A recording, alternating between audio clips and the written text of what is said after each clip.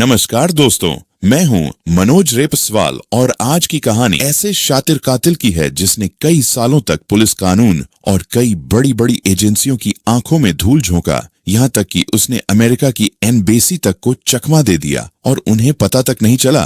तो पूरी कहानी क्या थी, वो दोनों शख्स कौन थे और उन्होंने प्रवीण से आखिर ऐसा क्या कहा, वो मैं अब आपको सिलसिलेवार तरीके से सुनाता हूँ। बात है 14 फरवरी 2003 की, यानी वैलेंटाइंस डे की। गुजरात के अहमदाबाद में एक जगह है बोपल नाम की। इस बोपल इलाके में भव्य पार्क के पास हीरा पन्ना अपार्टमेंट की तीसरी मंजिल के फ्लैट नंबर 208 में एक पति पत्नी रहा करते थे। उनमें से जो पति था उसका नाम था तरुण जिनराज और पत्नी का नाम था सजनी। तरुण जो है उसने फिजिकल एजुकेशन से पोस्ट ग्रेजुएशन कर रखी थी और वह बोपल के ही डीपीएस स्कूल में पीटी का टीचर था और साथ में बास्केटबॉल का कोच भी। और उसकी पत्नी जो है वह अहमदाबाद में ही एक आईसीआईसीआई बैंक में एग्जीक्यूटिव ऑफिसर की पोस्ट पर थी। इन दोनों के अभी सिर्फ 3 महीने पहले ही नई नई शादी हुई थी और इन दोनों की शादी उन दोनों के माँ बाप ने ही मिलकर तय की थी। तरुण का परिवार जो है वह बेसिकली केरल के कोटायाम का रहने वाला था, लेकिन उसके माँ बाप करुणाकरण जिनराज और अनम्मा चाकू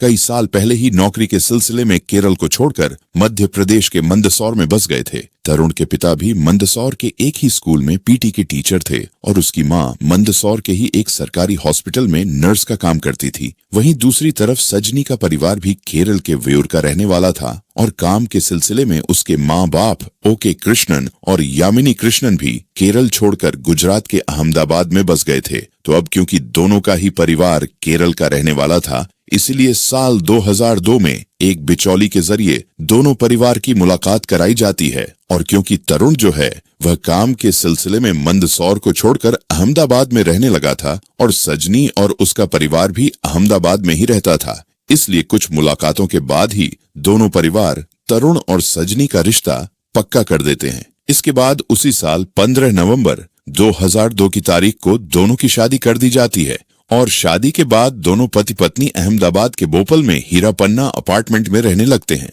इसके बाद वक्त गुजरता है और करीब 3 महीने बीत जाते हैं और तारीख आती है 14 फरवरी 2003 की, यानी वैलेंटाइंस डे की। 14 फरवरी 2003 की सुबह सुबह करीब 7:30 पर तरुण चाय वगैरह पीने के बाद सजनी से यह कहकर निकल जाता है कि वह अपने बड़े भैया और भाभी के घर जा रहा है, उन्हें आज रात को डिनर के लिए इनवाइट करने।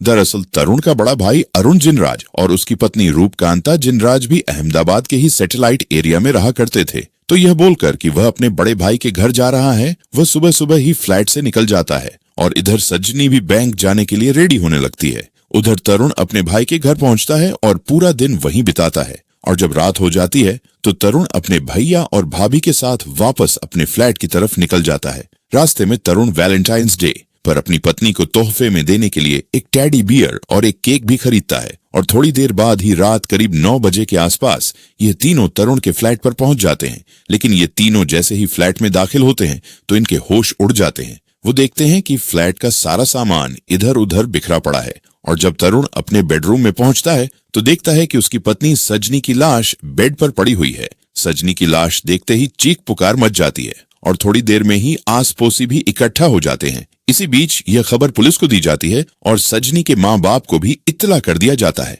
खबर मिलते ही सजनी के माँ बाप भी आनन फानन में बदहवास रात करीब 10 बजे के आसपास सजनी के घर पहुंच जाते हैं और सजनी की लाश देखकर उनकी भी हालत खराब हो जाती है। पूरे घर में मातम पसर जाता है। एक तरफ अपनी बेटी को खोने के गम में सजनी के माँ बाप रोए जा रहे थे और दूसरी तरफ तरुण का भी रो रो कर बुरा हाल था। इतने में पुलिस भी मौका वारदात पर पहुंच जाती है और अपनी तफ्तीश शुरू कर देती है। सजनी के गले में उसी का दुपट्टा लिपटा हुआ था, जिसे देखकर लग रहा था कि किसी ने उसी के दुपट्टे से उसका गला घोंटा है। इसके अलावा जिस तरह से घर के सारे सामान बिखरे पड़े थे, उसे देखकर पहली नजर में यही लग रहा था कि यह मामला लूटपाट में हुई हत्या का है। खैर, इसके बाद सजनी की लाश को पोस्टमार्टम के लिए भेज दिया जाता है और लूटपाट और हत्या का मामला दर्ज करने के बाद पुलिस अपनी तहकीकात आगे बढ़ाती है। लेकिन जब पुलिस ने आगे की तहकीकात शुरू की और फ्लैट की अच्छे से तलाशी ली तो पुलिस को थोड़ा डाउट हुआ और वह इसीलिए क्योंकि घर से कुछ भी सामान गायब नहीं हुआ था, जबकि अगर ये लूटपाट का मामला होता तो घर के सामान गायब होने चाहिए थे। घर के अंदर कुछ कैश भी बिखरे पड़े थे लेकिन कुछ गायब नहीं था। यहाँ तक कि सजनी का टूटा हुआ मंगलसूत्र भी सजनी के गले से मिला था, जबकि अगर यह लूटपाट में हुए कत्ल का मामला होता तो लूटने वाला घर का कोई भी कीमती सामान नहीं छोड़ता। इसीलिए पुलिस को लगता है कि मामला कुछ और है। इसके बाद जब अगली सुबह यानी 15 फरवरी 2003 को सजनी की पोस्टमार्टम रिपोर्ट आई तो मामला और उलझ गया, क्योंकि पोस्टमार्टम से पता चला कि सजनी की मौत सुबह ही 8 से 10 बजे के बीच हुई है। पुलिस ने जब आसपास के लोगों से पूछताछ की तो किसी ने भी घर में किसी भी अनजान शख्स को न तो आते हुए देखा और ना ही जाते हुए। पुलिस को लगा कि कोई भी लुटेरा सुबह 8 बजे 200 लोगों की भरी सोसाइटी में बिना किसी की नजरों में आए कैसे फ्लैट में घुस गया। अब पुलिस का शक और गहरा गया और लगा कि जरूर इसमें किसी अपने का ही हाथ है। और पुलिस का जो सबसे पहला शक जाता है वह उसी के पति यानी तरुण जिनराज पर जाता है। इसलिए पुलिस अब तरुण से पूछताछ करने का फैसला करती है, लेकिन तरुण की हालत बिल्कुल भी ठीक नहीं थी और वह उस वक्त हॉस्पिटल में भर्ती था। दरअसल पिछली रात अपनी पत्नी को खोने के गम में वह बेतहाशा रोए जा रहा था और इस सदमे की वजह से वह बार बार बेहोश भी हो रहा था, जिसकी वजह से उसकी हालत इतनी खराब हो गई थी कि उसे रात में ही हॉस्पिटल में भर्ती करना पड़ा था। तो पुलिस अब तरुण के थोड़ा ठीक होने का इंतजार करने लगी और इस बीच पुलिस ने उस हीरा पन्ना अपार्टमेंट के दूसरे लोगों के बयान भी लिए। तो उस बयान में कई लोगों ने यह बताया कि उन्होंने तरुण को पिछले दिन यानी 14 फरवरी की सुबह सुबह ही घर से जाते हुए देखा था और कई लोगों ने तरुण को सुबह ही उसके भाई के घर में भी जाते हुए देखा था। इसके अलावा उसके भाई अरुण ने भी बताया कि तरुण सुबह से लेकर शाम तक उसी के घर पर था। इन बयानों के बाद पुलिस को लगा कि शायद उनका तरुण पर शक करना बेबुनियादी है, मगर इसी के बाद कुछ ऐसा होता है कि पुलिस का शक तरुण के ऊपर और बढ़ जाता है। दरअसल होता यह है कि उसी दिन यानी 15 फरवरी 2003 को पोस्टमार्टम के बाद दोपहर 3 बजे के आसपास सजनी की बॉडी को अंतिम संस्कार के लिए लाया जाता है और उधर तरुण को भी हॉस्पिटल से अपनी पत्नी को आखिरी बार देखने और उसके अंतिम संस्कार के लिए बुलाया जाता है। और तरुण एक बार फिर सजनी की लाश देखते ही फफक फक कर रोने लगता है और तरुण को ऐसा रोता देख कई लोगों को उससे हमदर्दी भी होती है। मगर इसी बीच होता यह है कि एक कुत्ता कुछ सूंघते हुए तरुण के करीब पहुंच जाता है और उस पर 1-2 बार भौंकता भी है, जिसे देखकर तरुण भी थोड़ा सकपका जाता है। दरअसल ये कुत्ता पुलिस का ही एक खोजी कुत्ता था, जिसे कि पुलिस पिछली रात ही इन्वेस्टिगेशन के लिए लाई थी और उसे घर के सभी सामान और जिस दुपट्टे से सजनी का गला घोटा गया था वह भी सूंघाया था। उस रात तो वह कुत्ता दुपट्टा सूंघने के बाद कुछ नहीं ढूंढ पाया था, लेकिन सजनी के अंतिम संस्कार में जब तरुण वहां आया तो वह कुत्ता कुछ सूंघते सूंघते तरुण के पास पहुंच गया और सिर्फ एक बार नहीं बल्कि पूरी भीड़ में 3 बार अलग अलग जगह खड़े होने के बावजूद भी वो तीनों बार तरुण के पास पहुंचकर रुक गया और उस पर भौंकने लगा और इस चीज ने पुलिस का शक तरुण के ऊपर बढ़ा दिया। इसके बाद पुलिस उस दिन तो तरुण से कुछ सवाल नहीं पूछती, क्योंकि उस दिन सजनी का अंतिम संस्कार था और उसकी हालत भी कुछ सही नहीं थी। इसीलिए पुलिस उस दिन तो उसे वापस हॉस्पिटल भेज देती है, लेकिन अगले दिन उसे पुलिस स्टेशन आकर अपना बयान दर्ज करने को कहती है। मगर अगले ही दिन जिस दिन तरुण को पुलिस स्टेशन आना था यानी 16 फरवरी 2003 को हॉस्पिटल से खबर आती है कि तरुण हॉस्पिटल से गायब है। ये जानकारी मिलते हैं कि तरुण हॉस्पिटल से गायब है। पुलिस का शक यकीन में बदल जाता है और पुलिस तरुण के खिलाफ हत्या का मामला दर्ज करने के बाद उसकी तलाश शुरू कर देती है। इसके बाद सजनी के माँ बाप भी पुलिस को कुछ और चीजें बताते हैं। वह बताते हैं कि शादी के बाद से ही तरुण और सजनी के रिश्ते कुछ अच्छे नहीं थे और सजनी जो कमाती थी वह सारा पैसा भी तरुण ले लेता था। इसके अलावा सजनी के माँ बाप, तरुण के माँ बाप और उसके भैया भाभी के ऊपर दहेज और डोमेस्टिक वायलेंस का भी केस डाल देते हैं, जिसकी वजह से उन लोगों को कुछ दिन जेल में भी गुजारने पड़ते हैं। पुलिस सजनी की हत्या में मिलीभगत के मामले में तरुण के माँ बाप और उसके भैया भाभी से भी सख्ताई से पूछताछ करती है, लेकिन पुलिस को पूछताछ में कुछ नहीं मिलता और न ही उन लोगों के खिलाफ कोई सबूत मिलता। उधर तरुण की तलाश भी जोरों शोरों से चल रही थी, लेकिन कई दिनों की खोजबीन के बाद भी पुलिस को तरुण का कुछ पता नहीं चलता। तभी पुलिस को एक अहम जानकारी मिलती है। पुलिस को पता चलता है कि तरुण का शादी से पहले एक लड़की के साथ चक्कर चल रहा था, जो कि अहमदाबाद में ही रहती थी और वह उससे शादी करना चाहता था। अब पुलिस उस लड़की तक पहुंचती है तो वह पुलिस को बताती है कि हाँ, वो तरुण के साथ शादी से पहले रिलेशनशिप में थी। इसके अलावा उसने पुलिस को एक और बात बताई। उसने बताया कि 16 फरवरी 2003 को यानी जिस दिन सजनी का मर्डर हुआ उसके 2 दिन बाद जिस दिन वह हॉस्पिटल से भागा था, उसके पास तरुण का कॉल आया था और कॉल पर उसने कहा था कि मैंने तुम्हारे और मेरे बीच के रास्ते के पत्थर को हटा दिया है और अब चलो हम दोनों मिलकर शादी कर लेते हैं। लेकिन उसने तरुण से शादी करने के लिए साफ मना कर दिया था और कहा था कि वह एक कातिल से शादी नहीं करेगी और यह आखिरी बातचीत थी। जो उन दोनों के बीच हुई थी, और इसके बाद उन दोनों के बीच कभी दोबारा बातचीत नहीं हुई। तो पुलिस को तरुण की एक्स गर्लफ्रेंड के बयान और इन्वेस्टिगेशन से तरुण का तो कुछ पता नहीं चला, लेकिन इस मर्डर के पीछे का मोटिव यानी मकसद साफ हो गया कि तरुण ने अपनी गर्लफ्रेंड से शादी करने के लिए ही सजनी का मर्डर किया था। खैर, इसके बाद पुलिस तरुण की तलाश में लगी रही, तमाम कोशिशें भी की, लेकिन तरुण कहीं नहीं मिला। बाद में सजनी के घर वालों ने भी पुलिस के ऊपर प्रेशर बनाया, पुलिस के ऊपर कई आरोप भी लगाए कि पुलिस ने अपना काम सही से नहीं किया। शक होने के बावजूद भी तरुण की हॉस्पिटल में सिक्योरिटी नहीं की। मामला मीडिया में भी आता है, केस हाई प्रोफाइल बन जाता है और पुलिस के ऊपर प्रेशर बनने लगता है, लेकिन इतने प्रेशर के बाद भी कोई फायदा नहीं होता और तरुण की तलाश करते करते 3 साल बीत जाते हैं और साल 2006 आ जाता है, पर वह कहीं नहीं मिलता और धीरे धीरे यह मामला ठंडा पड़ जाता है। लेकिन साल 2006 में यह मामला एक बार फिर तूल पकड़ता है, जब सजनी के माँ बाप साल 2006 में उस वक्त के गुजरात के मुख्यमंत्री नरेंद्र मोदी के पास पहुंच जाते हैं और इस मामले में उनकी मदद मांगते हैं, जिसके बाद चीफ मिनिस्टर ऑफिस से मैसेज जाता है कि आप इस केस को सीरियस लें। इसी के बाद तरुण को ढूंढने के लिए अहमदाबाद क्राइम ब्रांच की तरफ से 18 लोगों की एक स्पेशल टीम बनाई जाती है, जिसको की लीड कर रहे थे उस वक्त के joint commissioner of police A.K. Sharma और DCP यानी deputy commissioner of police Himanshu Shukla. अब एक बार फिर तरुण की तलाश जोरों शोरों से शुरू कर दी जाती है। इस दौरान पुलिस सभी संदिग्धों से दोबारा पूछताछ करती है, पर इस बार भी उन्हें कोई क्लू नहीं मिलता। इसके बाद अहमदाबाद पुलिस एक बार फिर तरुण की पुरानी गर्लफ्रेंड से पूछताछ करती है, इस उम्मीद में कि क्या पता तरुण ने उससे दोबारा कांटेक्ट किया हो तो उन्हें कोई सुराग मिल जाएगा, क्योंकि थी तो वह आखिर तरुण की पहली मोहब्बत। तो पता चला कि अब उसकी गर्लफ्रेंड की भी शादी हो चुकी है और वह अभी फिलहाल मुंबई चली गई है और तरुण ने 16 फरवरी 2003 यानी जिस दिन वह हॉस्पिटल से भागा, उस दिन के बाद से तरुण ने कभी उसे दोबारा कॉल नहीं किया। खैर, इस नाकाम कोशिश के बाद भी पुलिस लगातार लगी रही, लेकिन स्पेशल टीम बनाने के बावजूद, इतने बड़े बड़े इनाम होने के बाद भी कोई फायदा नहीं होता और तरुण का कुछ पता नहीं चलता। तरुण की सूचना देने वाले को बकायदा 1 लाख रुपए का इनाम तक देने की भी घोषणा की जाती है, पर इससे भी कोई बात नहीं बनती। अहमदाबाद क्राइम ब्रांच को यह समझ नहीं आ रहा था कि आखिर तरुण को जमीन खा गई या आसमान निगल गया, और करते करते 6 साल और बीत जाते हैं और साल 2012 आ जाता है, पर तरुण की कोई खोज खबर नहीं मिलती। इन बीते हुए सालों में क्राइम ब्रांच ने अपने सारे घोड़े खोल दिए, तरुण के घर वालों और उसके सभी रिश्तेदारों को सलांस पर रखा। तरुण की अलग अलग हुली के साथ न्यूज़पेपर वगैरह में फोटो भी जारी की। तरुण के परिवार वालों, उसके भाई भाभी, माता पिता और उसके दोस्तों का लाइट डिटेक्टर टेस्ट तक करवा लिया, लेकिन तमाम चीजें खंगालने के बाद भी कभी कोई सुराग नहीं मिला। धीरे धीरे यह केस सुस्त पड़ गया। बीच बीच में कभी कभार केस की इन्वेस्टिगेशन तेज होती, जब मीडिया हर वैलेंटाइंस डे पर सजनी मर्डर केस पर कोई आर्टिकल लिख देती, पर कुछ दिनों की हलचल के बाद इन्वेस्टिगेशन वापस अपने पुराने ढर्रे पर लौट जाती और पुलिस की तरफ से कोई प्रोग्रेस नहीं मिलती। और जब मर्डर के 9 साल बाद भी तरुण का कुछ पता नहीं चला, तो साल 2012 में केस को बंद कर दिया गया और मामला ठंडे बस्ते में चला गया।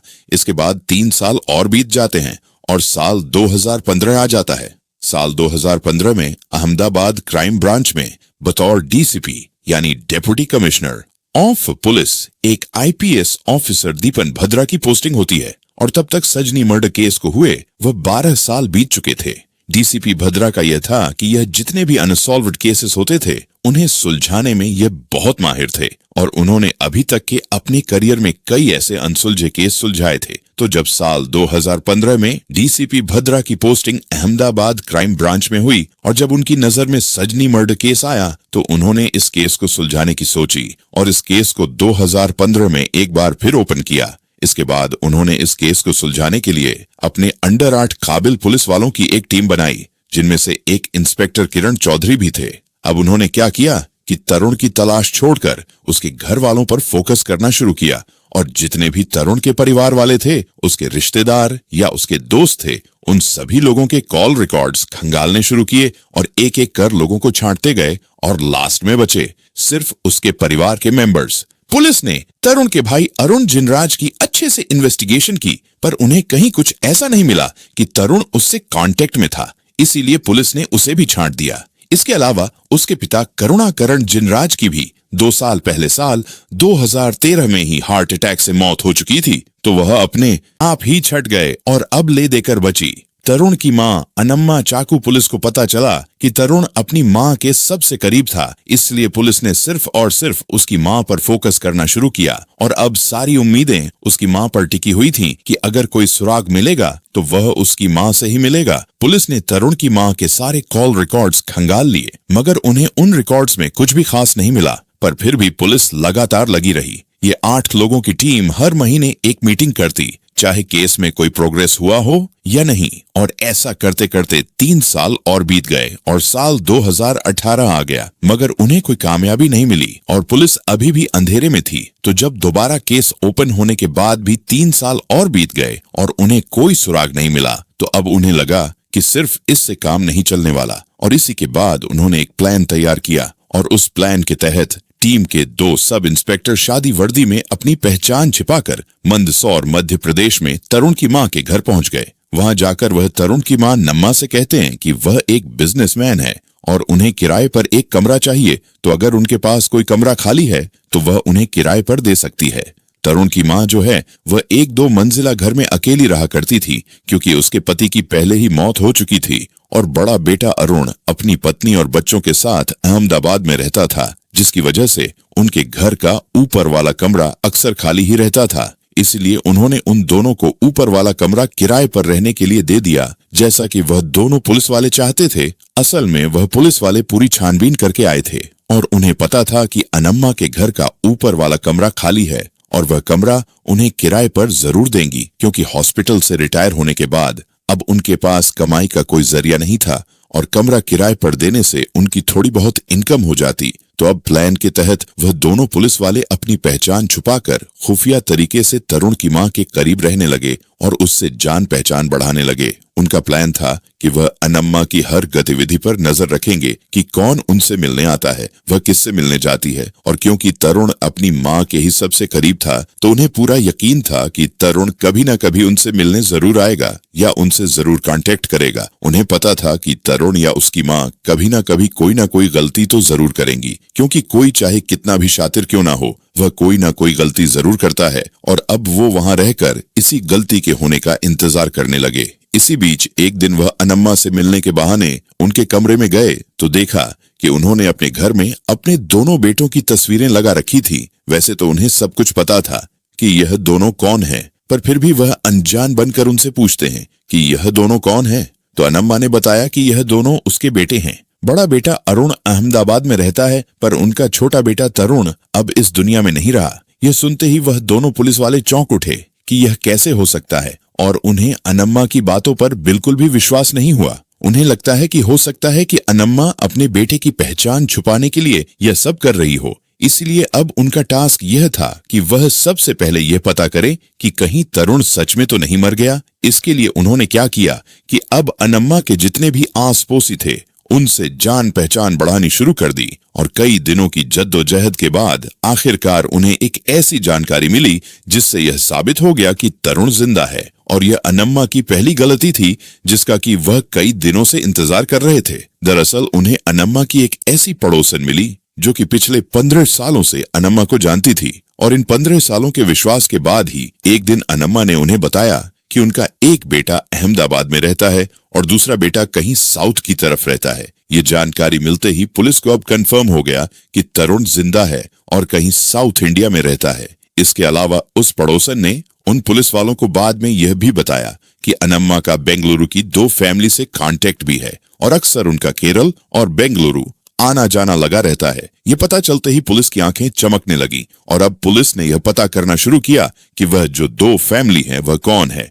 और जब उन्होंने अनम्मा के सारे कॉल रिकॉर्ड्स खंगाले तो पता चला कि साउथ की जिन 2 फैमिली से अनम्मा कांटेक्ट में थी उनमें से एक बुजुर्ग महिला थी जो कि केरल के कोटायाम की रहने वाली थी, जिससे कि एर्नाकुलम के डिवाइन रिट्रीट सेंटर में उनकी दोस्ती हुई थी। और जो दूसरी फैमिली थी वह एक निशा मेनन नाम की शादीशुदा औरत थी जो कि बेंगलुरु में अपने पति और 2 बच्चों के साथ रहती थी। और जब पुलिस ने निशा के बारे में और पता करना शुरू किया तो जो जानकारी मिली उससे पता चला कि निशा जो है वो अनम्मा के भतीजे की बेटी है। पुलिस ने दोनों फैमिली की अच्छे से छानबीन की, लेकिन उन्हें कुछ ऐसा नहीं मिला जिससे उन पर कोई शक किया जा सके। तो जब उन्हें केरल और बेंगलुरु से भी कुछ नहीं मिला तो अब उन्होंने एक बार फिर अनम्मा के कॉल को सर्विलांस करना शुरू कर दिया और उनकी हर आने जाने वाली कॉल्स पर नजर रखनी शुरू कर दी। और अब वह तरुण की तरफ से किसी गलती के होने का इंतजार करने लगे। इसके बाद कुछ महीने और बीत गए और अगस्त 2018 आ गया और इस दौरान पुलिस की साइबर सेल तरुण की मां के फोन की लगातार सलांस करती रही। उनके मोबाइल पर आने जाने वाले नए पुराने कॉल्स को मिलाकर 1 लाख से भी ज्यादा नंबरों की जांच पड़ताल की, पर उन्हें कुछ नहीं मिला। तरुण की मां ने इस दौरान कई लोगों से बात की जो साउथ की 2 फैमिली थी, उनसे भी कई बारी बात की। पुलिस उस बातचीत को चुपचाप सुनती भी, पर पुलिस को कुछ ऐसा नहीं मिला जिससे कोई क्लू मिल सके। पर फिर भी पुलिस लगातार लगी रही। तभी एक रात होता यह है कि अनम्मा के मोबाइल पर आधी रात के एक लैंडलाइन नंबर फ्लैश होता है और यह नंबर बेंगलुरु का था। और यह पहली बार था जब उनके मोबाइल पर बेंगलुरु के एक लैंडलाइन नंबर से कॉल आया था। और यह नंबर ना तो निशा का था और ना ही उस औरत का जिससे कि अनामा डिवाइड रिट्रीट सेंटर में मिली थी। इसके बाद जब पुलिस ने उस लैंडलाइन नंबर को ट्रैक किया तो पता चला कि यह नंबर बेंगलुरु की ओरेकल कंपनी का है। अब पुलिस हैरान कि तरुण की मां को ओरेकल जैसी कंपनी से क्या काम और उन्हें उस कंपनी से आधी रात गए फोन क्यों आया। किसी पर्सनल नंबर से आधी रात को कॉल आए तो भी ठीक है, पर एक कंपनी के लैंडलाइन नंबर से कॉल आना और वह भी इतनी रात गए, ये चीज पुलिस को हजम नहीं हुई। पुलिस ने सारे लिंक जोड़ ली लेकिन ओरेकल कंपनी का लिंक कहीं नहीं जुड़ा। फिर अचानक से पुलिस को लगता है कि कहीं ऐसा तो नहीं कि तरुण उसी कंपनी में काम करता हो और उसी ने अपनी मां को कॉल किया हो। हालांकि जब पुलिस ने उस बातचीत को सुना तो उसमें कभी भी कॉल करने वाले शख्स ने अनम्मा को मां कहकर नहीं पुकारा था, लेकिन फिर भी पुलिस ने उस नंबर को जीरो इन किया और उसे टटोलने की सोची। इसी चीज को मद्देनजर रखते हुए अब अहमदाबाद पुलिस ने बेंगलुरु पुलिस से कांटेक्ट किया और उनके जरिए ओरेकल कंपनी में काम करने वाले सभी मुलाजिमों की लिस्ट मंगवाई, इस उम्मीद में कि तरुण उसी कंपनी में काम करता हो। लेकिन जब उस कंपनी में काम करने वाले एम्प्लॉइज की लिस्ट आई तो पुलिस एक बार फिर निराश हो गई, क्योंकि उस लिस्ट में कहीं भी तरुण जिनराज का नाम नहीं था, मगर उसमें एक ऐसा नाम था जिसे देखकर पुलिस के कान खड़े हो गए और वह नाम था प्रवीण भटेले। पुलिस को लगता है कि उन्होंने यह नाम कहीं सुन रखा है और जब वह अपने दिमाग पर जोर डालते हैं तो अचानक से उन्हें एक बात याद आती है। दरअसल पुलिस को याद आता है कि बेंगलुरु में जिस निशा मेनन नाम की शादीशुदा औरत से अनम्मा की बात होती थी, उसी के पति का नाम प्रवीण भटेले है। पुलिस ने उस वक्त उसकी पूरी कुंडली भी खंगाली थी, लेकिन सिर्फ उसके नाम के अलावा पुलिस को उसके बारे में कुछ भी नहीं मिला था। न तो उसका कोई सोशल मीडिया अकाउंट मिला था और न ही उसकी कोई फोटो। पुलिस ने उस वक्त तो इस बात पर ज्यादा ध्यान नहीं दिया था, लेकिन अब जब ओरेकल कंपनी के एम्प्लॉइज की लिस्ट में प्रवीण भटेले का नाम आया तो पुलिस को लगा कि कहीं प्रवीण ने ही तो आधी रात गया नम्मा को कॉल नहीं किया था और कहीं ऐसा तो नहीं कि प्रवीण ही तरुण है। इसी के बाद अब पुलिस ने प्रवीण भटेले को जीरो इन किया और इस बात को पुख्ता करने के लिए कि प्रवीण ही तरुण है या नहीं, अहमदाबाद क्राइम ब्रांच बेंगलुरु जाने का फैसला करती है। लेकिन पुलिस के मन में अभी भी एक शंका थी और वह यह था कि सजनी का मर्डर हुए करीब 15 साल से भी ज्यादा का वक्त बीत चुका है और इतने सालों में तरुण का हुलिया काफी बदल चुका होगा। अगर उन्होंने प्रवीण भटेले को ढूंढ भी लिया और अगर एक बार को उसकी शक्ल तरुण जित्रा से 100% मैच नहीं हुई, तब यह पता करने के लिए कि वही तरुण है या नहीं वो और क्या कर सकते हैं। तभी अचानक से पुलिस को याद आता है कि सजनी के घर वालों ने पुलिस को बताया था कि तरुण के सीधे हाथ की जो रिंग फिंगर है, यानी छोटी उंगली के बगल वाली उंगली, वो टूटी हुई है और वह उंगली उसकी बास्केटबॉल खेलने के दौरान टूटी थी। पुलिस सोचती है कि अगर वह प्रवीण से हाथ मिला ले तो यह पक्का हो जाएगा कि वही तरुण है या नहीं। इसी के बाद 24 अक्टूबर 2018 की रात को Ahmedabad crime branch Bengaluru police के साथ ओरेकल के ऑफिस में पहुंचती है और इंस्पेक्टर किरण चौधरी अपने एक और साथी पुलिस के साथ प्रवीण से मिलने के लिए शादी वर्दी में अंदर जाते हैं, जिसके बाद वही सब होता है जो कि मैंने आपको कहानी की शुरुआत में बताया था। प्रवीण भटेले को नीचे बुलाया जाता है और नीचे आने के बाद वह इंस्पेक्टर किरण चौधरी ही थे जो उससे हाथ मिलाते हैं और वह जो उसकी उंगलियां टटोलते हैं वह यही पता करने के लिए टटोलते हैं कि उसके सीधे हाथ की रिंग फिंगर टूटी हुई है या नहीं। और जब प्रवीण भटेले की उंगली टूटी हुई मिलती है तब वह हल्का सा मुस्कुराते हैं, क्योंकि अब ये पक्का हो गया था कि वही तरुण जिनराज है। और इसी के बाद वह उससे 2 लाइन कहते हैं, हेलो मिस्टर तरुण, खेल खत्म, चलो अब वापस चलते हैं। जिसे सुनने के बाद तरुण के माथे पर पसीना आने लगता है, क्योंकि यह नाम उसने 15 सालों के बाद सुना था। इन 15 सालों में उसे कभी किसी ने तरुण कहकर नहीं पुकारा था और इन 15 सालों में उसकी पहचान सिर्फ और सिर्फ एक ही थी, जो कि थी प्रवीण भटेले। खैर, अपना असली नाम पुलिस के मुंह से सुनने के बाद तरुण समझ गया कि अब उसकी पोल खुल चुकी है, इसीलिए वह भी बिना कुछ विरोध जताए और बिना कुछ बोले ही पुलिस के साथ चुपचाप चल दिया। बाहर बेंगलुरु पुलिस की गाड़ी खड़ी थी जिसमें उसे बिठाया गया और इसके बाद कागजी कार्रवाई करने के बाद अहमदाबाद क्राइम ब्रांच उसे उसी दिन यानी 25 अक्टूबर 2018 को बेंगलुरु से गिरफ्तार करके वापस अहमदाबाद ले आई। उसके गिरफ्तार होने से वापस अहमदाबाद लाने के बीच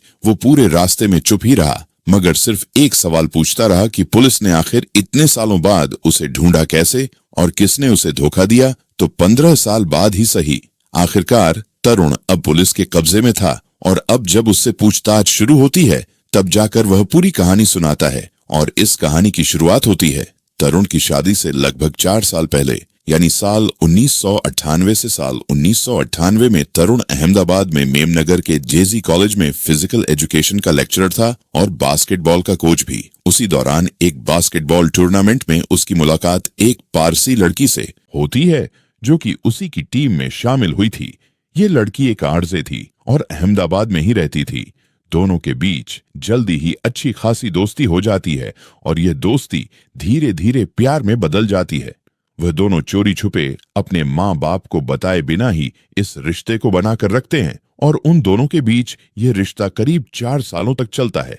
लेकिन इसी बीच साल 2002 में तरुण की माँ अनम्मा को तरुण के रिश्ते के बारे में पता चल जाता है और क्योंकि तरुण की गर्लफ्रेंड पारसी कम्युनिटी से थी, दूसरे धर्म और दूसरी जाति की थी, इसीलिए वह इस रिश्ते से आपत्ति जताती है। इसी के बाद दोनों एक दूसरे से अलग हो जाते हैं। हालांकि मन ही मन वह दोनों एक दूसरे को अभी भी चाहते थे। खैर, इसी बीच तरुण के लिए सज्जन कृष्णन का रिश्ता आ जाता है और क्योंकि दोनों का ही परिवार केरल का ही रहने वाला था, इसीलिए दोनों के माँ बाप दोनों का रिश्ता तय कर देते हैं। शादी तय होने के बाद तरुण एक बार फिर अपनी गर्लफ्रेंड को कॉल करता है और उसे अपनी शादी के बारे में बताता है। तो उसकी गर्लफ्रेंड कहती है कि उसकी भी 1-2 महीने में शादी होने वाली है।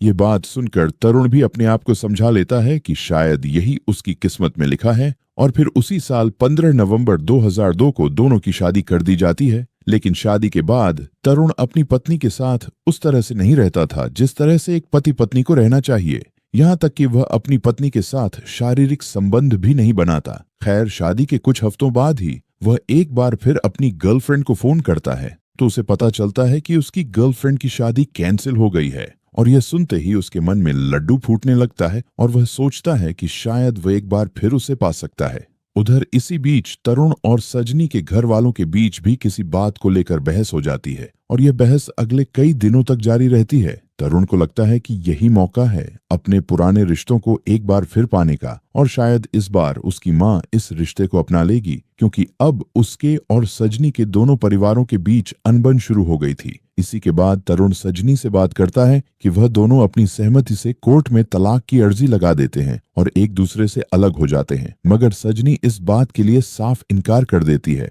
सजनी के मना करने के बाद वह सजनी से अलग होने के दूसरे रास्ते ढूंढने लगता है क्योंकि वह किसी भी तरह वापस अपनी गर्लफ्रेंड को पाना चाहता था। मगर जब उसे कोई रास्ता नहीं मिलता तो अंत में वह सजनी को ही रास्ते से हटाने का प्लान बनाता है और इस चीज के लिए वह तारीख चुनता है 14 फरवरी 2003 की, यानी वैलेंटाइंस डे कि इस दिन आमतौर पर लोग अपने चाहने वालों को अलग अलग तरह के तोहफे देते हैं। लेकिन तरुण उस दिन अपनी पत्नी को तोहफे में मौत देने वाला था और अपनी गर्लफ्रेंड को तोहफे में अपनी पत्नी की लाश 14 फरवरी से एक दिन पहले वह एक और काम करता है। वह अपनी पत्नी सजनी के साथ पहली बार संबंध भी बनाता है ताकि बाद में उसके कत्ल के बाद ऐसा न लगे कि दोनों के बीच रिश्ते अच्छे नहीं थे। खैर, इसके बाद 14 फरवरी 2003 की तारीख आती है और उस दिन वह सुबह सुबह 7:30 पर ही चाय वगैरह पीकर यह कहकर निकल जाता है कि वह अपने भाई के घर जा रहा है उसे डिनर के लिए इनवाइट करने। और जब इधर सजनी भी अपने बैंक जाने की तैयारी करने लगी तभी करीब आधे घंटे बाद ही 8 बजे के आसपास तरुण एक बार फिर वापस घर आता है और मौका पाकर पीछे से सजनी के दुपट्टे से उसका गला घोंटकर उसकी जान ले लेता है। सजनी का कत्ल करने के बाद वह उसकी लाश को बिस्तर पर रख देता है और इसके बाद वह घर का सारा सामान इधर उधर बिखेर देता है ताकि यह मामला लूटपाट और हत्या का लगे और फिर तुरंत सबकी नजर से बचकर हीरा पन्ना अपार्टमेंट से निकल जाता है। इसके बाद वह अपने बड़े भाई के घर पहुंचता है और पूरा दिन वहीं बिताता है और रात को अपने भाई और भाभी के साथ वापस अपने घर की तरफ निकल जाता है। यहाँ तक कि वह रास्ते में अपनी मरी हुई पत्नी के लिए तोहफे में एक टेडी बियर और एक केक भी खरीदता है ताकि किसी को कोई शक ना हो। फिर वह अपने फ्लैट पर पहुंचता है और सजनी की लाश देखकर रोने पीटने का बहाना शुरू कर देता है। इस दौरान वह ऐसे घड़ियाली आंसू बहाता है जैसे कि वह नामालूम सजनी से कितना प्यार करता हो, और बीच बीच में बेहोश होने की एक्टिंग भी करता है, और इसी वजह से उसे हॉस्पिटल में भी भर्ती करा दिया जाता है। तो अब तक तरुण का प्लान बिल्कुल उसी के तरीके से चल रहा था और आज पड़ोसी भी उसी के साथ थे। लेकिन जब अगले दिन यानी 15 फरवरी 2003 को सजनी के अंतिम संस्कार में उसे आखिरी बार देखने के लिए बुलाया गया तो पुलिस के खोजी कुत्ते ने उसका खेल बिगाड़ दिया और पुलिस का शक तरुण के ऊपर गहरा आ गया। तरुण ने उस दौरान उस कुत्ते से बचने के लिए भीड़ में अलग अलग जगह खड़े होने का तरीका भी अपनाया, लेकिन हर बार कुत्ते ने उसे ढूंढ लिया, जिसके बाद पुलिस ने अगले दिन उसका बयान लेने के लिए उसे पुलिस स्टेशन में बुला लिया। तरुण को पता था कि वह फंस चुका है और पुलिस उससे उगलवा ही लेगी कि क्या मामला है, इसीलिए उस दिन वहां से वापस हॉस्पिटल जाने के बाद वह एक वकील से भी मिलता है और उससे कानूनी राय मांगता है। तो वो वकील उसे सरेंडर करने को कहता है, लेकिन तरुण उसकी बात नहीं मानता क्योंकि उसे पता था कि वो इस केस में लंबा अंदर जाएगा। इसलिए वह इसके अगले ही दिन यानी 16 फरवरी 2003 को हॉस्पिटल से भाग जाता है। हॉस्पिटल से भागने के बाद वह सबसे पहले एक एटीएम में जाता है और वहां से अपने और सजनी के बैंक अकाउंट से जितने भी पैसे थे वह निकाल लेता है और उन पैसों के साथ अहमदाबाद रेलवे स्टेशन पहुंच जाता है। वहां पहुंचकर वह स्टेशन के पास ही एक नए की दुकान में जाकर अपने बाल और अपनी मूछें उड़वा देता है ताकि उसे कोई पहचान ना सके। इसके बाद वह अहमदाबाद से ट्रेन पकड़कर सूरत पहुंच जाता है।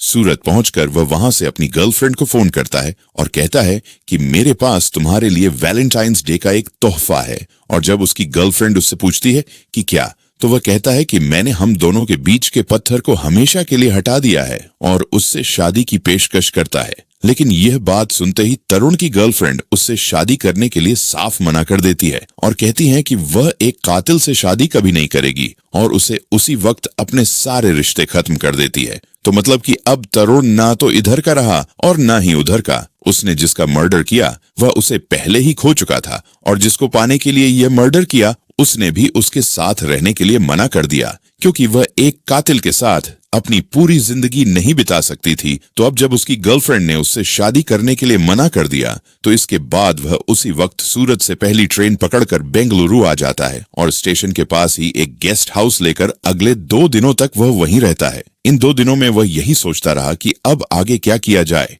और काफी सोच विचार करने के बाद वह अपनी जिंदगी को वापस नए सिरे से शुरू करने का फैसला करता है और इसके लिए वह सबसे पहले एक नौकरी की तलाश शुरू कर देता है। तभी एक अखबार के जरिए उसे पता चलता है कि दिल्ली के एक कॉल सेंटर में टेलीकॉलर की भर्ती चल रही है, जिसको देखने के बाद अब वह दिल्ली जाने का फैसला करता है। मगर इससे पहले कि वह दिल्ली जाए वह खुद को एक नई पहचान देता है क्योंकि उसे पता था कि पुलिस उसे ढूंढ रही होगी और अगर वह अपनी असली पहचान से कहीं नौकरी करता है तो पुलिस तुरंत उस तक पहुंच जाएगी और इसके लिए वह अपने एक पुराने साथी प्रवीण भटेले की पहचान चुराने का फैसला करता है। प्रवीण भटेले जो है वह तरुण का कॉलेज के दिनों का एक दोस्त था और उससे उसकी मुलाकात मध्य प्रदेश के ग्वालियर के एक कॉलेज में हुई थी जब वह उस कॉलेज में फिजिकल एजुकेशन में बैचलर की डिग्री कर रहा था और प्रवीण तरुण से कॉलेज में 1 साल सीनियर था। खैर, अब जब उसने यह फैसला कर लिया कि वह खुद को प्रवीण भटेले की पहचान देगा तो बेंगलुरु पहुंचने के 2 दिन बाद ही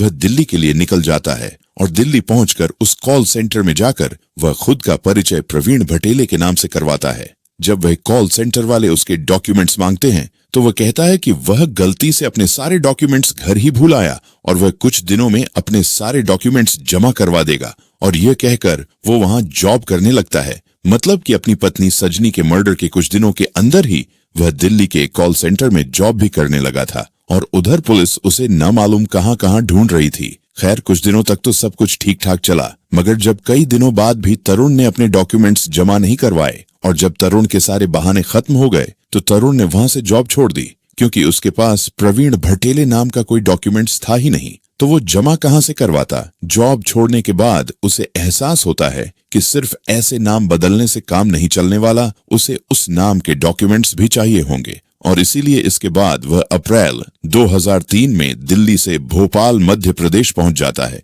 जहां उसका कॉलेज का दोस्त यानी असली प्रवीण भटेले रहता था। और प्रवीण जो है वो उस वक्त भोपाल में एक जूडो इंस्टीट्यूट चलाता था। वहां पहुंचकर तरुण प्रवीण से कहता है कि उसका अहमदाबाद में स्कूल के प्रिंसिपल से झगड़ा हो गया है, इसलिए उसने वहां से जॉब छोड़ दी है और अब उसे किसी भी तरह नई नौकरी की जरूरत है। अच्छा, प्रवीण भटेले को उस वक्त तरुण ने जो अपनी पत्नी का मर्डर कर दिया था और वह उस मामले में फरार चल रहा था, उसके बारे में कुछ पता नहीं था, क्योंकि वह साल था 2003 का और यह वह जमाना था जब ना तो इंटरनेट आम था और मोबाइल भी बस इक्का दुक्का लोगों के पास ही थे। लोगों को खबरें ज्यादातर सिर्फ अखबारों के जरिए ही पता चलती थीं और अगर मामला दूसरे राज्यों का हो तो कई बार तो लोगों को पता भी नहीं चलता था कि दूसरे राज्यों में क्या चल रहा है। खैर, एक दोस्त होने के नाते प्रवीण तरुण की मदद करने का फैसला करता है और उसे अपने ही इंस्टीट्यूट में इंग्लिश सिखाने की जॉब दे देता है, क्योंकि तरुण की इंग्लिश बहुत अच्छी थी।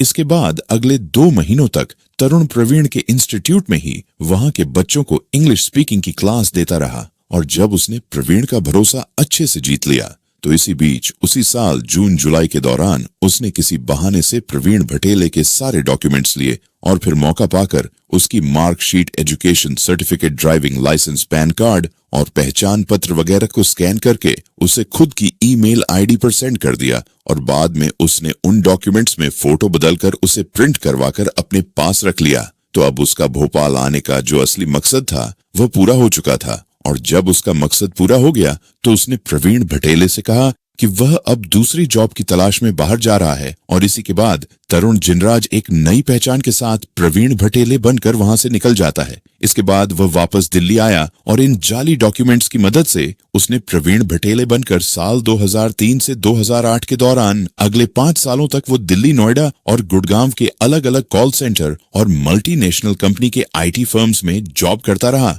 और किसी भी कंपनी को भनक तक नहीं लगी कि उसके सारे डॉक्यूमेंट्स जाली हैं। साल 2008 में उसका ट्रांसफर दिल्ली से पुणे कर दिया जाता है और अब वह जॉब करने पुणे पहुंच जाता है। जब वह पुणे की कंपनी में काम करने पहुंचा तो उसी दौरान उसकी मुलाकात निशा मेनन से होती है, जो कि उसी कंपनी में काम करती थी और धीरे धीरे दोनों के बीच अच्छी दोस्ती हो गई और फिर दोनों एक दूसरे से प्यार करने लगे। लेकिन तरुण, जो कि अब प्रवीण भटेले था, उसने अपनी असली पहचान निशा को भी नहीं बताई। उसने निशा को अपने पास्ट के बारे में एक मनगढ़ंत कहानी सुनाई और बताया कि वह एक अनाथ है और उसके माँ, बाप और भाई की मौत एक कार एक्सीडेंट में हो गई थी जब वह बहुत छोटा था और बचपन से ही उसे उसकी एक आंटी, जिनका नाम अनम्मा चाको है, उन्होंने उसे पाल पस कर बड़ा किया है और वह अभी मंदसौर भोपाल में रहती है, जो कि असल में उसकी असली माँ थी। मतलब कि वह अपनी पूरी जिंदगी एक सस्पेंस थ्रिलर फिल्म जैसी जी रहा था। खैर, उसके पास्ट के बारे में जानने के बाद निशा को भी उससे हमदर्दी होती है और जल्द ही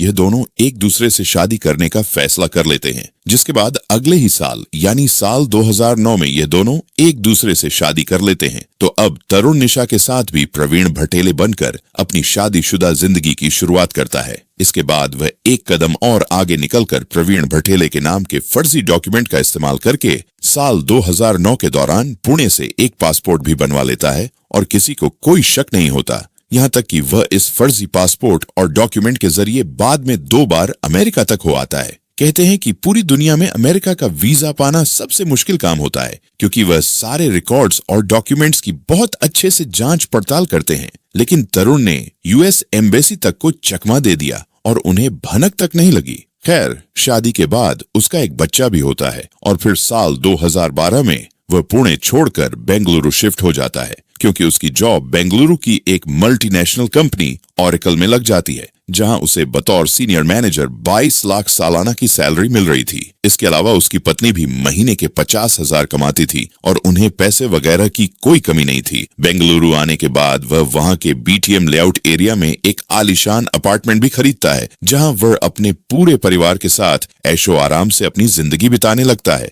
तो अब तक तरुण पूरी दुनिया से छिपकर प्रवीण भटेले के नाम से अपनी जिंदगी बिता रहा था और पूरी दुनिया में उसकी इस नई पहचान के बारे में किसी को कुछ नहीं पता था, न उसकी बीवी को, न उसके भाई को और न ही उसके पिता को। लेकिन पूरी दुनिया में सिर्फ एक इंसान थी जिसे उसके इस राज का पता था और वह थी उसकी माँ अनम्मा चाकू। अनम्मा भी उसके सीक्रेट को सबसे छिपा कर रखती थी और किसी को कुछ नहीं बताती थी। यहाँ तक कि उन्होंने तरुण का सीक्रेट अपने बड़े बेटे और अपने पति से भी छिपा कर रखा था। एहतियात के तौर पर मर्डर के बाद से लेकर अब तक तरुण कभी अपनी माँ से नहीं मिला था, पर वह अक्सर अपनी माँ से बीच बीच में कांटेक्ट करता रहता था और उन्हें अपने बारे में बताता रहता था। लेकिन जब साल 2013 में अनम्मा को तरुण से मिले हुए 10 साल बीत जाते हैं और जब उनकी बहू निशा दूसरी बार प्रेग्नेंट होती है, तब वह पहली बार तरुण और अपनी बहू से मिलने की इच्छा जताती है। और क्योंकि तरुण को भी अपनी माँ से मिले हुए इतने साल बीत चुके थे, इसीलिए तरुण भी इसके लिए राजी हो जाता है। जिसके बाद ये लोग मर्डर के बाद पहली बार केरला में एर्नाकुलम के डिवाइन रिट्रीट सेंटर में, जो कि कैथोलिक लोगों के लिए आश्रम जैसा है, वहां पर मिलने की प्लानिंग करते हैं।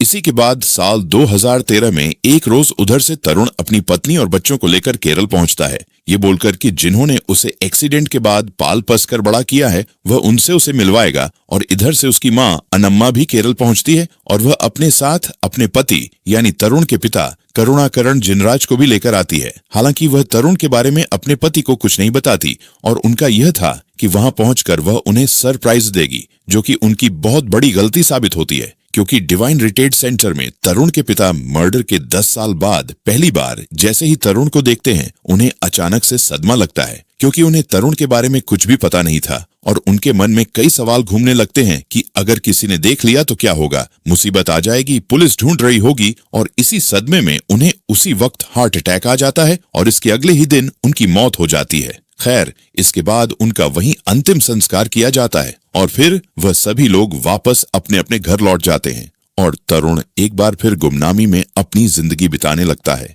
इसके बाद वक्त बीतता है और 5 साल और गुजर जाते हैं और साल 2018 आ जाता है। साल 2018 में सजनी का मर्डर हुए 15 साल बीत चुके थे और इन बीते हुए सालों में तरुण ने पूरा ध्यान रखा था कि कहीं से भी उसकी कोई पहचान बाहर न आए। उसने न तो कभी कोई सोशल मीडिया प्रोफाइल बनाया और उसने अपनी पत्नी को भी यह सख्त हिदायत दे रखी थी कि वह भी उसकी कोई फोटो सोशल मीडिया पर पोस्ट न करें। शादी पार्टी के दौरान भी वह अक्सर कोई भी फोटो खिंचवाने से बचता था, यहाँ तक कि वह अपने बच्चों के साथ भी कभी कोई फोटो नहीं खिंचवाता था और खुद को लो प्रोफाइल रखने के लिए वह ज्यादातर नेट शिफ्ट में ही काम किया करता था। लेकिन वह कहते हैं ना कि कातिल चाहे कितना भी शातिर क्यों ना हो, वह कोई ना कोई गलती कर ही देता है और यही गलती तरुण ने भी की जब उसने एक रात अपनी माँ को अपने ऑफिस के लैंडलाइन नंबर से कॉल कर दिया। हालांकि उसने पहले दूसरे नंबर, जो कि उसकी पत्नी निशा के नाम से रजिस्टर था, उससे भी अपनी माँ को कॉल करने की कोशिश की थी, पर उस वक्त उसकी माँ ने फोन नहीं उठाया था और शायद उसे कोई जरूरी बात करनी थी। इसलिए उस रात उसने थोड़ी लापरवाही दिखाई और ऑफिस जाने के बाद रात को अपने ऑफिस के लैंडलाइन नंबर से ही अपनी माँ को कॉल मिला दिया, जो कि उसकी आखिरी कॉल निकली, जहां से पुलिस को शक हुआ और पुलिस उसे ढूंढती ढूंढती उसके ऑफिस पहुंच गई और बिल्कुल फिल्मी अंदाज में उसे वहां से गिरफ्तार कर लिया। मतलब कि जैसी सस्पेंस थ्रिलर लाइफ वो जी रहा था, उसका अंत भी सस्पेंस थ्रिलर जैसा ही हुआ।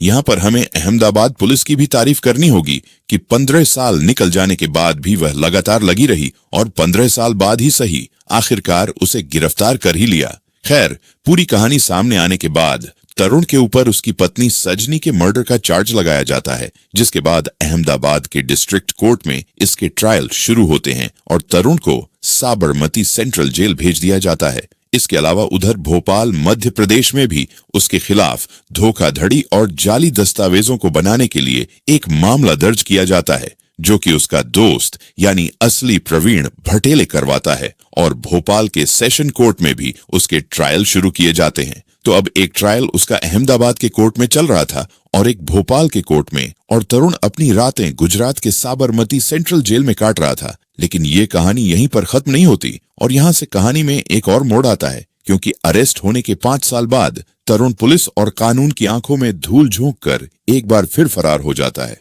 दरअसल अक्टूबर 2018 में जब से तरुण गिरफ्तार हुआ था, तभी से वह कई बार कोर्ट में जमानत की अर्जी डाल चुका था, लेकिन हर बार कोर्ट ने उसकी अर्जी को खारिज कर दिया था और ऐसा करते करते 5 साल बीत चुके थे। 5 साल बाद साल 2023 में वह एक बार फिर अहमदाबाद के डिस्ट्रिक्ट कोर्ट में पहुंच जाता है और इस बार वह इस बिना पर कोर्ट से बेल मांगता है कि उसे अहमदाबाद और भोपाल में अपने वकीलों की फीस की अरेंजमेंट करनी है। इसके अलावा वह कहता है कि उसकी मां के साथ किसी ने 24 लाख रुपए की धोखाधड़ी भी की है, तो उसे ही क्लियर करने के लिए उसे 20 दिनों के लिए अंतरिम जमानत पर रिहा कर दिया जाए ताकि वह सारे इंतजाम कर सके। लेकिन अप्रैल 2023 में अहमदाबाद की डिस्ट्रिक्ट कोर्ट तरुण की जमानत की याचिका को फिर से खारिज कर देती है। इस बार जब अहमदाबाद के डिस्ट्रिक्ट कोर्ट ने तरुण की जमानत याचिका खारिज की तो इसके अगले ही महीने मई 2023 में वह सीधे गुजरात हाई कोर्ट पहुंच गया। हाई कोर्ट में भी उसने जमानत के लिए यही सब ग्राउंड दिए, पर वहां उसने ये भी कहा कि बेंगलुरु में ओरेकल कंपनी से उसे अपने पीएफ यानी प्रोविडेंट फंड के पैसे भी निकलवाने हैं,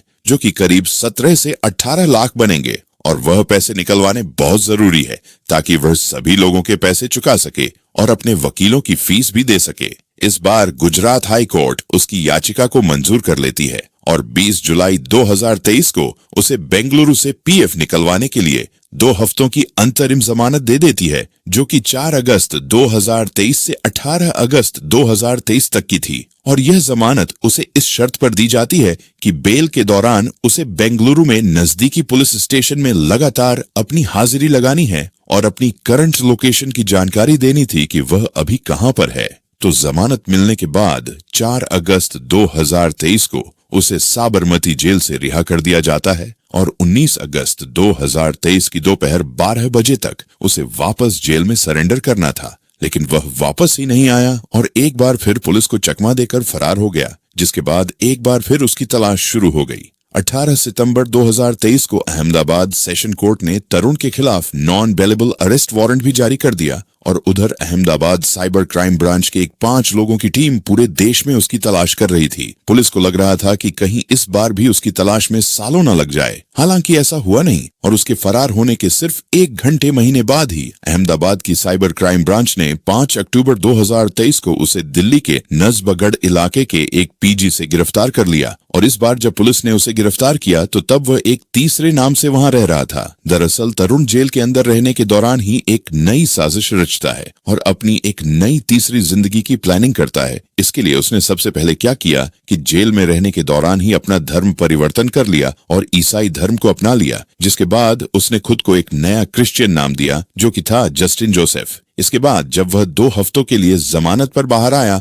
तो पहले तो वह कुछ दिनों तक इधर उधर घूमकर प्लानिंग करता रहा कि अब क्या किया जाए। इस दौरान वह उदयपुर गया, फिर उत्तराखंड गया और वह मंदसौर मध्य प्रदेश में अपनी मां से भी मिला। और जब उसने पूरी प्लानिंग कर ली तो जमानत की तारीख खत्म होने से पहले वो दिल्ली पहुंच गया। वहां पहुंचकर उसने अपनी पहचान छुपाने के लिए सबसे पहले अपने बाल मुंडवाए और फिर अपनी गर्दन और बाजू पर टेम्परेरी टैटू भी बनवा लिया, क्योंकि उसे पता था कि गायब होने के बाद पुलिस उसकी तलाश शुरू कर देगी और चारों तरफ उसकी फोटो फैल जाएगी। तो खुद को एक नया हुलिया देने के बाद अब उसे जरूरत थी नए डॉक्यूमेंट्स की और उसके लिए वह सबसे पहले क्या करता है कि दिल्ली के एक पुलिस स्टेशन में जाकर एक एफआईआर दर्ज करवाता है कि दिल्ली आते समय ट्रेन में उसका सारा सामान और डॉक्यूमेंट्स चोरी हो गए। और फिर वह इस एफआईआर के आधार पर जस्टिन जोसेफ के एक नए नाम का एक फर्जी आधार कार्ड बनवाता है, जिसके बाद वह उसी फर्जी आधार कार्ड के बिना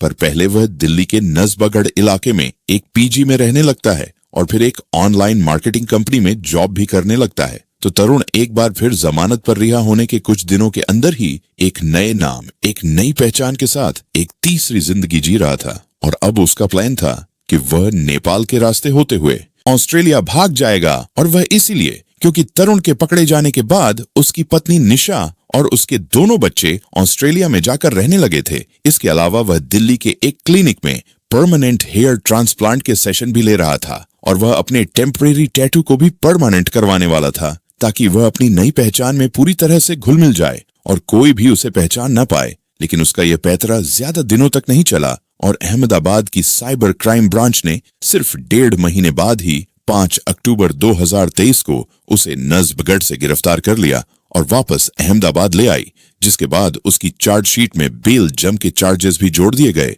तो कुल मिलाकर यह कहानी एक ऐसे शख्स की थी जिसने वैलेंटाइंस डे के मौके पर अपनी ही पत्नी को तोहफे में मौत दी और अपनी गर्लफ्रेंड को अपनी पत्नी की लाश, और इसके बाद 15 सालों तक वो पुलिस और बड़ी बड़ी एजेंसियों को बेवकूफ बनाता रहा। एक नए नाम से नए नए शहरों में रहा, नौकरी की, शादी की, 2 बच्चे पैदा किए और किसी को कोई शक तक नहीं हुआ। लेकिन एक गलती उसके 15 साल के राज को खोल गया, और अगर उस रात वह लैंडलाइन नंबर से अपनी मां को कॉल नहीं करता तो शायद अहमदाबाद पुलिस आज भी उसकी तलाश कर रही होती। अभी वह फिलहाल साबरमती की सेंट्रल जेल में बंद है और उसका ट्रायल कोर्ट में चल रहा है। भोपाल में जो उसके खिलाफ धोखाधड़ी का मामला चल रहा था सितंबर 2024 में, उसका तो फैसला आ गया, जिसमें उसको अलग अलग खेप में कुल मिलाकर 19 साल की सजा मिल चुकी है। लेकिन अहमदाबाद के कोर्ट में सजनी मर्डर केस का मामला अभी भी अंडर ट्रायल है, जिसका फैसला आना अभी बाकी है। तो आज की कहानी में बस इतना ही। मुझे उम्मीद है कि आपको मेरी जानकारी जरूर पसंद आई होगी। तो मैं मिलूंगा अब आपसे अगली कहानी में। तब तक के लिए आप अपना और अपनों का ख्याल रखिए। Thank you very much.